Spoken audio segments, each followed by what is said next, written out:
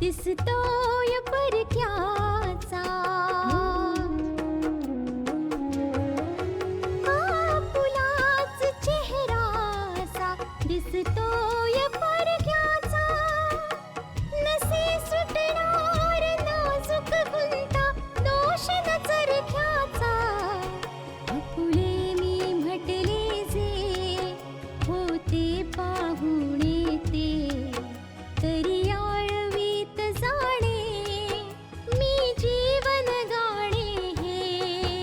रेखा ही भाग्याची, रेखा ही भाग्याची, रेखा ही भाग्याची, रेखा ही भाग्याची. आतापर्यंत आपण पाहिलं, आता ही गोष्ट स्पष्ट झालेली आहे की सगळ्यात मोठा गुन्हेगार योगेश्वर आहे. योगेश्वर बिरजूला पल्लवीचं नानांशी बोलणं करून द्यायला सांगतो आणि जानकी त्यांचं हे सगळं बोलणं ऐकते. तिला सुद्धा समजलेलं आहे की सगळे वाईट धंदे योगेश्वरचे आहेत. तिला पल्लवीला योगेश्वरपासून वाचवायचं आहे. बिरजू फोनवर पल्लवीचा आवाज ऐकवतो. आशा या गोष्टीमुळे काळजीत आहे आणि अस्वस्थ आहे की योगेश्वर पुरावे मिळवण्याचा प्रयत्न करीत आहे. आणि सत्य तर हे आहे की आशाकडे कोणताही पुरावा नाहीये. पुरावे जर त्याला नाही मिळाले तर तो पल्लवीला मारून टाकेल. आता पुढे. नमस्कार. नमस्कार. तुम्ही यावेळी इकडं? मी तुला भेटायला आलीये आणि बोलणं एवढं महत्वाचं आहे की वेळ घालवणं बरोबर नाही वाटलं मला. विचार केला आज तुझ्याशी बोलूनच घेते एकदाच. अशी कोणती गोष्ट आहे जी तुम्हाला माझ्याशी करायची? मी पल्लवीचा पत्ता विचारायला आले तुला. मला तुला विचारायचंय की तू पल्लवीला कुठे लपवून ठेवलंयस. काय बरळताय तुम्ही? बरळत मी नाही, तू बरळतोयस. मला विचारायचंय तुला की पल्लवी कुठे, सांग कुठे लपवून ठेवलंयस तू तिला. मला चांगलंच माहितीये पल्लवीचं अपहरण कुणी दुसऱ्याने नाही, तूच केलेलं आहेस. तूच. तुम्ही माझ्यावर आळ घेतात. तुम्हाला माहितीये का मला या गावात किती मान आहे? सगळा मान धुळीत मिळून जाईल जर मी तोंड उघडला तर. योगेश्वर, कशाला माझं तोंड उघडायला लावतोस मला? मी समोर उभं राहून बोलायला आले. आता ह्याला सौदा समज किंवा तडजोड. मला फक्त पल्लवीचा पत्ता पाहिजे. आता निर्णय तुला घ्यायचा आहे की तुला सरळ सरळ माझ्या बरोबर ही तडजोड किंवा हा सौदा करायचा आहे की नाही. आता तुझं कोणतंही खोटं ह्या सत्याला नाही लपवू शकत की पल्लवी तुझ्याच तावडीत आहे, म्हणजे तुझ्याच कैदेमध्ये आहे. नाही नाही, मला नाही माहित पल्लवी कुठे आहे. आणि खरं तर मी पल्लवीला कशाला किडनॅप करू? जर मी विचार केला तर तुझ्या या चेहऱ्यावरचा बुरखा आजच्या आज काढून टाकू शकते आणि त्यानंतर गावातला प्रत्येक माणूस तुला विचारू शकेल की तू पल्लवीला किडनॅप कशासाठी केलंस. मला या भानगडीत मुळीच पडायचं नाहीये. मला या गोष्टीशी काही घेणं देणं नाहीये की तू किती गुन्हे केलेस, किती मुलींचं आयुष्य उद्ध्वस्त केलेस किंवा किती निष्पाप मुलांना या जगात आणण्याआधीच मारून टाकलंस. मला फक्त पल्लवीचा पत्ता पाहिजे, बास. तुम्ही तर माझ्यावर आरोपावर आरोप लावतात. तुझं सत्य पल्लवीला कळलं होतं म्हणून तू तिला किडनॅप केलंयस, म्हणजे स्वतःला वाचवू शकशील. तुला काय वाटतंय हे सत्य फक्त मलाच ठाऊक आहे?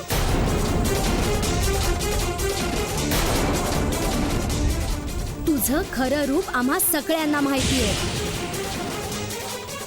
बाबा, चंदा, जुगनू, आशा, मी आम्हा सगळ्यांना.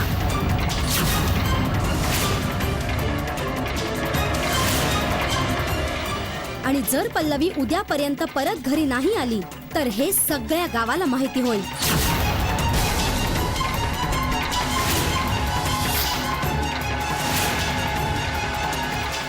जर पल्लवीचं काही बरं वाईट झालं तर तुझ्या या हवेलीला मी नखशिखांत हादरवून टाकीन. रावणापेक्षाही वाईट अंत होईल तुझा, समजलास?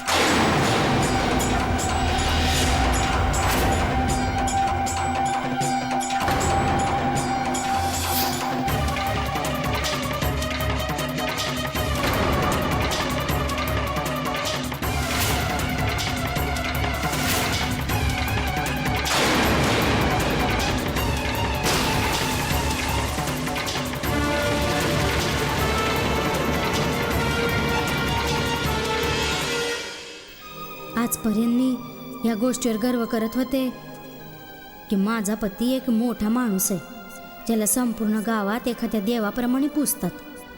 एवढं सगळं आयुष्य घालवल्यावर सुद्धा मला तर हे समजलंच नाही की ज्याला मी देव समजत होते तो देव नाहीच, एक राक्षस आहे, राक्षस. ज्याला कुणाच्याही जगण्या किंवा मरण्याची काहीच पर्वा नाहीये, जो फक्त विनाशाचेच खेळ खेळत असतो. एका अशा माणसाबरोबर मी जगत आले, त्याच्यावर गर्व करत आले, परमेश्वराला धन्यवाद देत आले की मला असा पती मिळालेला आहे.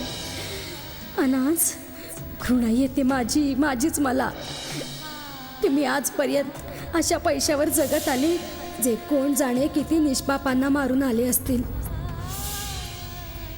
किती मुलींचे आयुष्य उद्ध्वस्त करून आले असतील. मी स्वतःला कधीच माफ नाही करू शकत आणि त्या माणसाला कधी माफ करीन जो माझा पती आहे.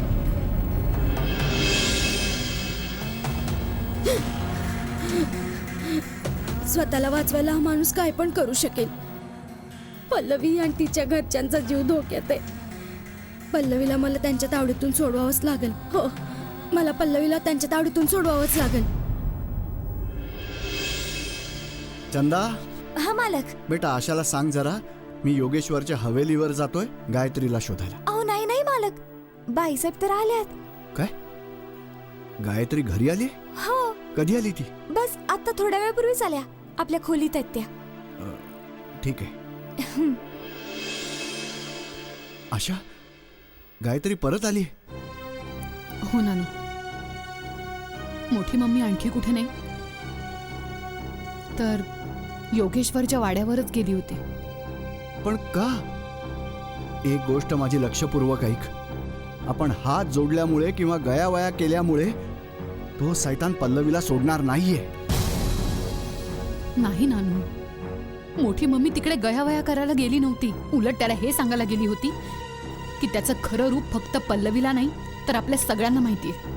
अगदी चंदा आणि जुगनू काकांना सुद्धा माहितीये. जर मारणार असशील तर कोणाकोणाला मारशील?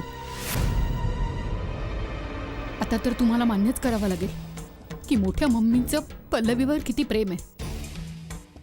पल्लवीसाठी ती सरळ योगेश्वरच्या वाड्यावर निघून गेली. हा सुद्धा विचार केला नाही की तिकडे तिच्यासोबत काहीही वाईट होऊ शकतं. पण हे जर योगेश्वरला कळलंय तर तो काय करेल आता? नानू, खरं तर मोठ्या मम्मींनी हे पाऊल उचलून चांगलंच केलं. आता योगेश्वर हा विचार नाही करणार की पल्लवीला मारून टाकल्याने योगेश्वरचं रहस्य लपून राहील कायमचं. जर विचार केलाच तर आपल्या सगळ्यांबद्दल विचार करेल. बेटा, याआधी तो कुठला विचार करेल किंवा निर्णय घेईल, आपल्याला पल्लवीला वाचवावं लागेल. आणि एकदा जर पल्लवी वाचली तर या रावणाची लंका अशी जाळून टाकली जाईल की हे संपूर्ण गाव नाही पूर्ण देश बघेल. बस, पल्लवीला वाचवण्यासाठी आपल्याला एखादा मार्ग शोधावाच लागेल.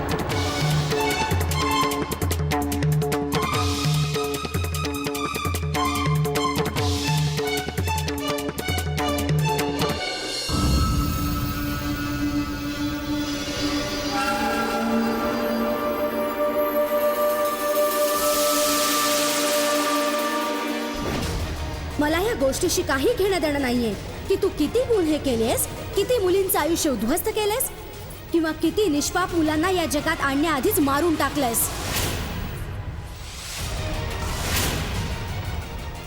मला फक्त पल्लवीचा पत्ता पाहिजे, बास. तुम्ही तर माझ्यावर आरोपावर आरोप लावतात. तुझं सत्य पल्लवीला कळलं होतं म्हणून तू तिला किडनॅप केलंयस, म्हणजे स्वतःला वाचवू शकशील.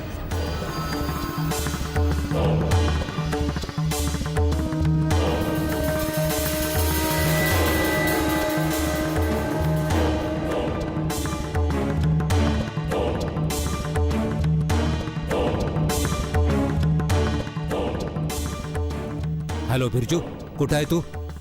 घरामध्ये?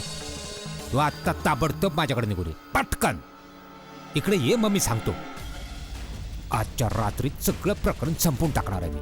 उद्या सकाळचा सूर्य कोणाला पण दिसता कामा नये. तू ताबडतोब ये, मी तुझी वाट बघतोय.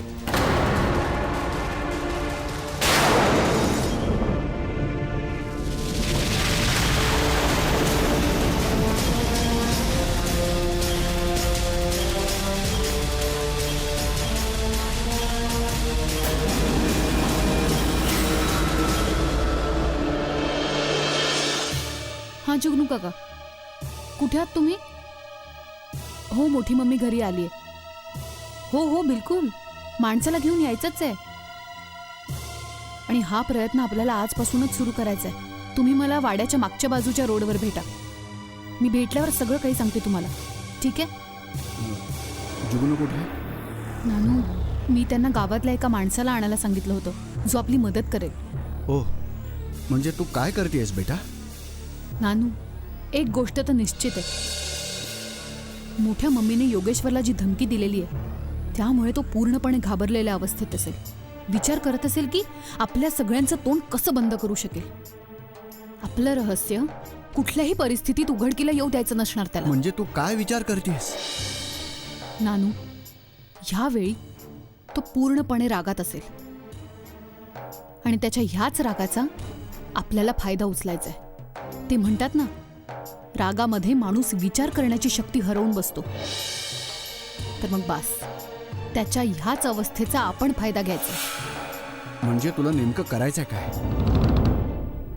नानू, फक्त एक गोष्ट लक्षात घ्या, आजची रात्र आपल्याकरता खूप इम्पॉर्टंट आहे.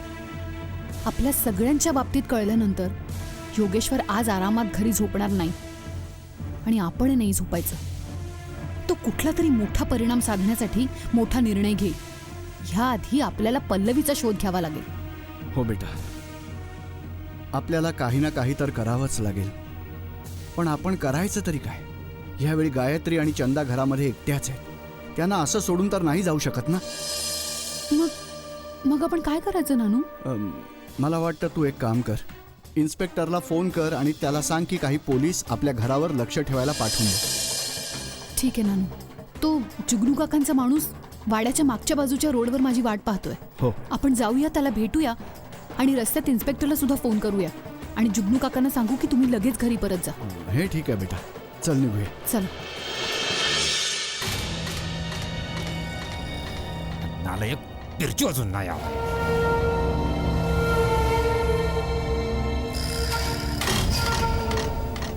काय झालं भाईजी? का बोलावलत?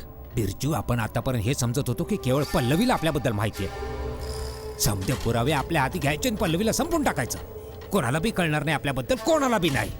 हो, तिच्याशिवाय तुमच्याबद्दल कुणाला माहिती आहे? हाच तर गैरसमज आहे. सगळ्या लोकांना माहिती आहे आपल्याबद्दल. आशा, नाना, चुकनू, त्याची पोरगी, सगळ्या लोकांना माहिती. नाही नाही नाही भाईजी, पण जर पल्लवीने तुमच्याबद्दल त्यांना सांगितलं असतं ना, तर ते लोक अजूनपर्यंत चूप नसते बसले. अरे कसं का कळलं असं? पण त्या नाही माहिती का पल्लवी आपल्या तावडीत आहे. हे तुम्ही काय बोलताय भाईजी? हे कसं काय होऊ शकतं? काय, कोण, कसं, ह्या प्रश्नांमध्ये अडकून बसायची वेळ नाहीये बिरजू.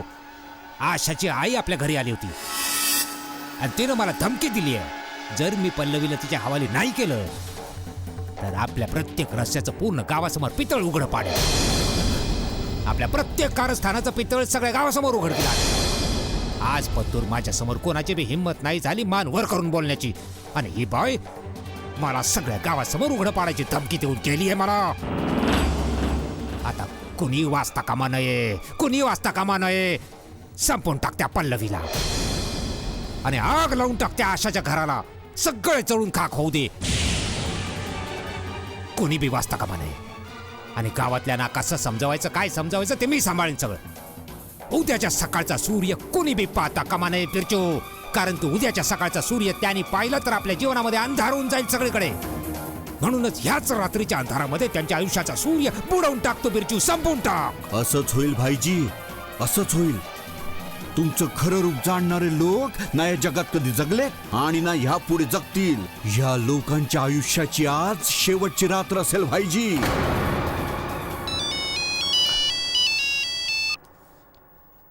हॅलो बिरजू भाऊ, पल्लवी पळून गेली. काय? पल्लवी पळून गेली? तुम्ही लवकर या इकडे. हो हो हो, मी येतो.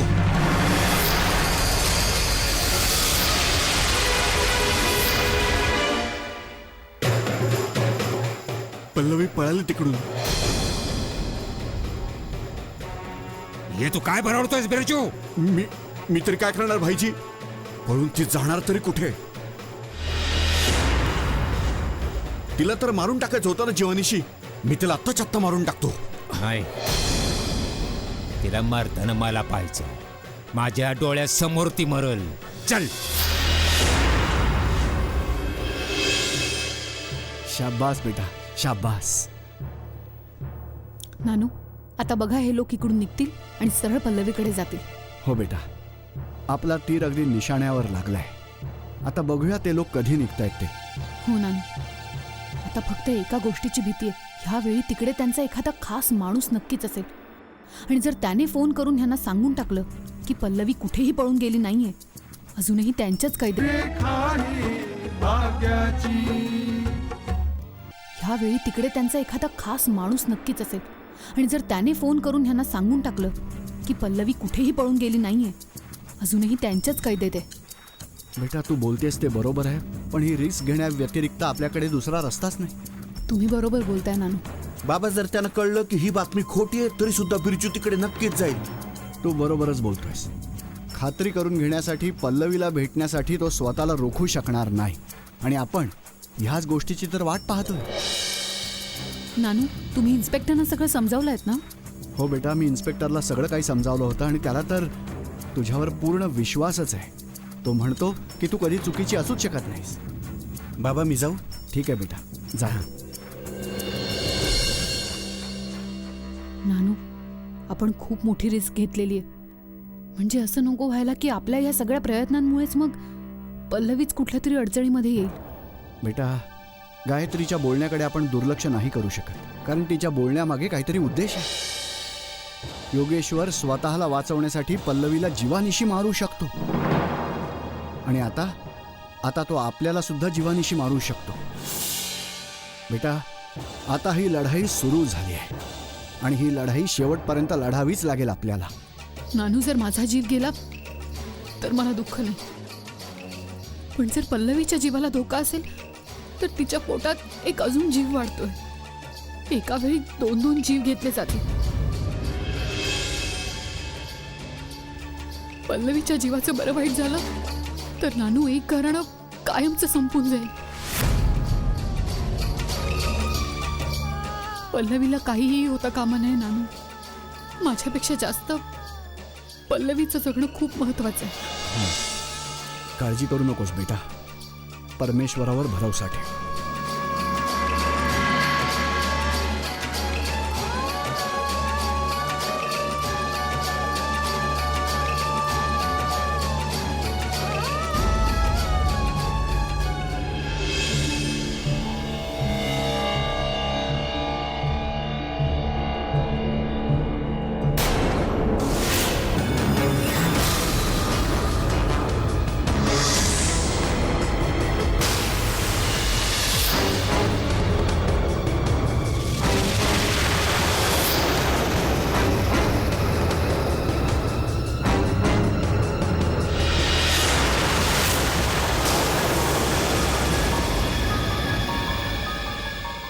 आवाज कसला होता?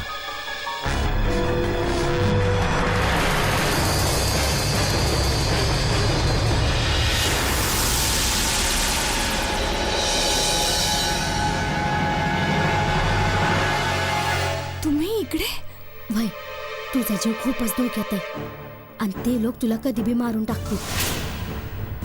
तुला इकडून पळून जावं लागेल. हे तुम्ही काय बोलताय? वय तुला त्यांचं रहस्य माहिती पडलंय, त्यामुळे ते लोक तुला नाही सोडणार. तुझे लय उपकार आहेत या गावावर. तुझ्यामुळेच तर किती मुलं आपल्या आईच्या कुशीत खेळली आहेत ग.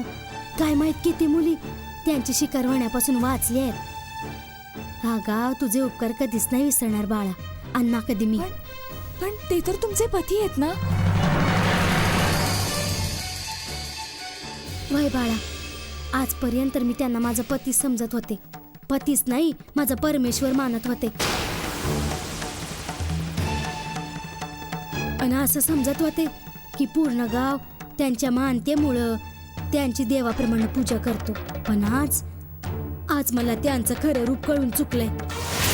रेखा ही भाग्याची. त्यांच्या मानतेमुळेच त्यांची देवाप्रमाणे पूजा करतो. पण आज मला त्यांचं खरं रूप कळून चुकलंय. आता तू बघ, इथून निघून जा बाळा. कसे करून तू इथून निघून जा. पण तुम्ही माझी काळजी नका करूस. माझं काय बी होऊ दे, पण तू निघून जा बाळा.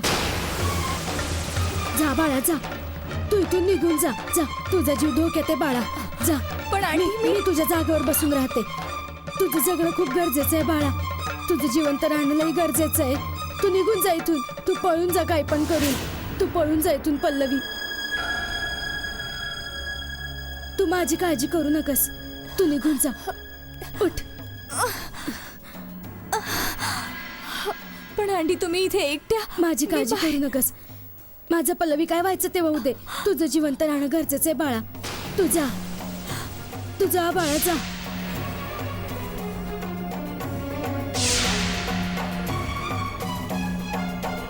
इथून बाहेर पडलं स्वतःची काळजी घे. Aunty thank you very much. तुम्ही माझ्यावर खूप मोठे उपकार केलेत. तुम्ही सुद्धा तुमची काळजी घ्या. नाही बाळा, तू सांभाळून जा. पण मी इथून जाऊ कशी? बाहेर तर तो उभा असेल ना.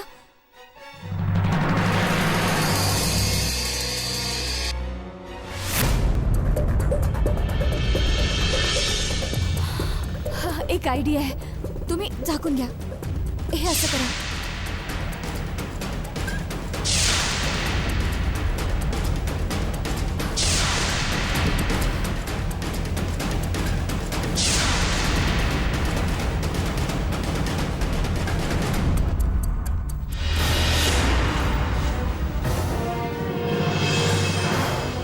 आवाज कसला होता?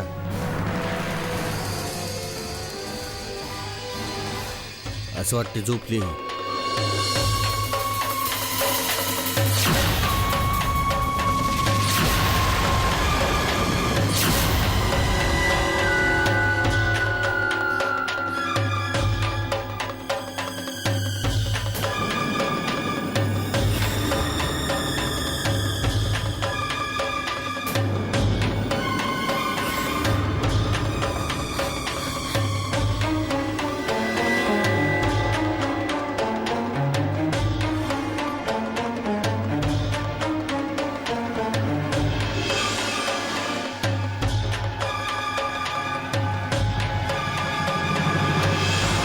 ये राजाराम, लवकर इकडे.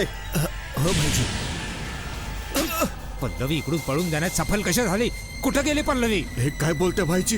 काय बोलता म्हणजे काय? म्हणजे असं की पल्लवी पळाली कुठे? ती आता सुद्धा आपल्याच काय देते. काय बडबडतोय तू?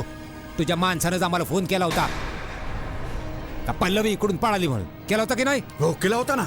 काय बोलताय भाईजी? रात्रीची आम्हा लोकांना जागण्याची वेगवेगळी ड्युटी लावलेली आहे आणि आता तर सगळे लोक झोपलेले आहेत. बरं, एका तासानंतर त्यातला चंदू पहारा देणार आहे आणि मी अजून तरी इथेच आहे आणि सारखा थोड्या वेळाने जाऊन पाहत असतो. मी आत्ताच पाहून आलोय पल्लवी घोंगडी घेऊन बसलेली होती तिकडे. जर तुझ्या माणसानं फोन केला नव्हता तर मग फोन कोणी केला होता?